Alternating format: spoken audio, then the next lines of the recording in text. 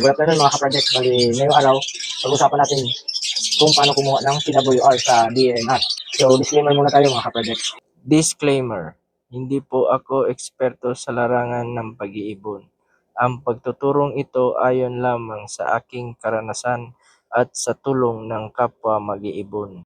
So, yun na nga mga ka-project.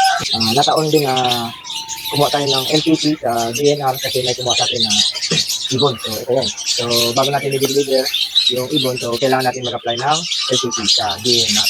So, dahil nga marami na din ang nagtatanong sa atin kung paano nga makakuha ng CWR. So, pagkakataon na din ito na ma-discuss natin yung CWR. So, ano nga ba yung CWR? Ang meaning ng CWR ay Certificate of Wildlife Registration.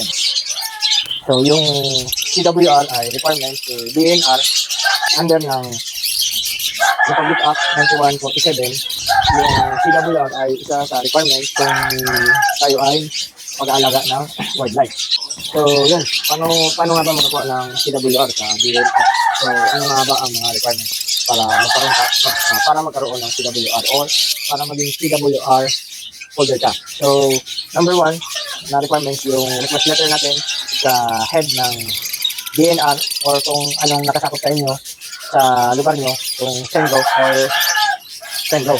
So, yung pangalawa, yung registration form na pipinapan nyo na naka-indicate doon yung inventory ng wildlife na i-register nyo. So, yung pangatlo, yung documentary stamp, dalawang piraso.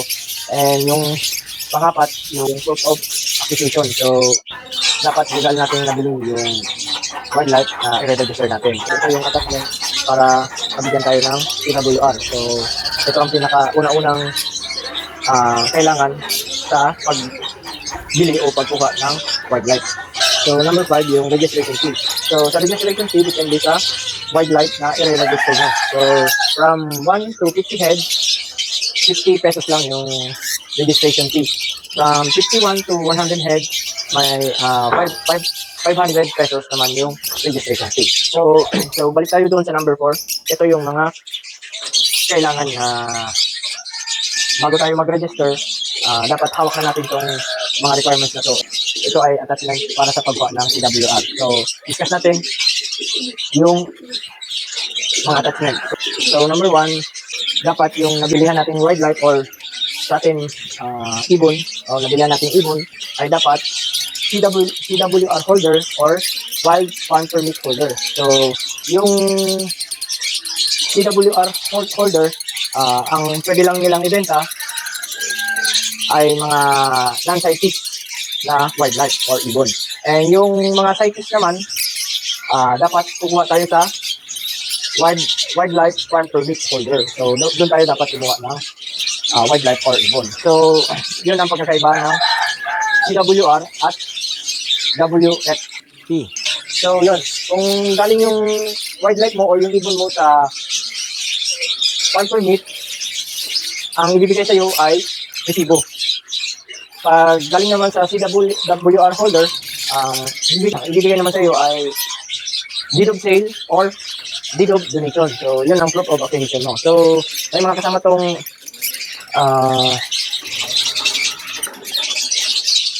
kasama nito sa attachment yung local wildlife transport permit or yung LPT. So, dapat na may inspection report of wildlife certificate, tapos may veterinary health certificate, tapos yung certificate ng CWR holder or wild farm permit holder, tapos yung QBR. So, yun lang mga attachment na kailangan natin sa number 4 na requirement sa pagkuha ng CWR. So, ito ang karamihang tanong ng kapwa nating breeder. So, yung mga nakabili ng wildlife or ibon sa walang papel. So, yun ang tanong nila kung paano sila makakuha o makaregister ng CWR. So, based sa mga napapanood natin na vlog or video sa social media, accordingly sa kanila, yung DNR karoon ng amnesty year 2004 hanggang 2005 na ma-register yung mga wildlife or ibon na walang papel. So, until now, wala pa rin amnesty para ma-register natin yung mga wildlife or ibon natin nabili na walang papel. So, punta lang tayo sa pinakamalapit na DNR, Sendo or Spendo na malapit sa inyong lugar. So, pwede natin tanungin sa kanila kung ano ba ang maaari yung gawin para makakuha din kayo ng CWR. Kahit walang papel yung nabili yung wildlife or yung ibon. So, mababait naman ang mga taga-DNR, Sendo at Pendo. So, tanungin nyo na lang kung ano ang magandang gawin nyo sa alaga nyo para makakuha kayo ng CWR.